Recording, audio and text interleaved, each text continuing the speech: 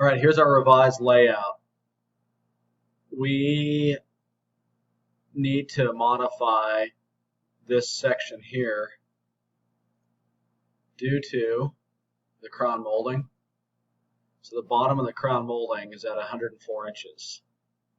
The ceiling jogs up right here at 166 inches from this position, but when that crown molding comes down, it's lower than the 108 inches with the flat ceiling in the kitchen.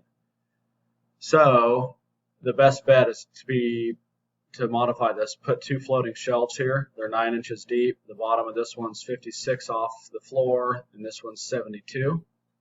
Painted the same color. So that's the layout for this wall. And if we're getting rid of the wall on the back of the sink,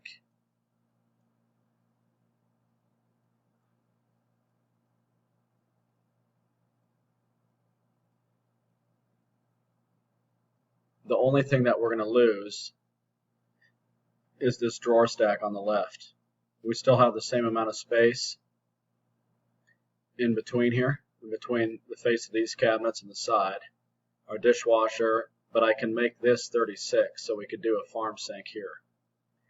I'll have to adjust this to lower these doors, and I need the model number of the farm sink, but our hands aren't tied with that existing wall, and I can change this to whatever we need, which is what we're looking at to do a farm sink.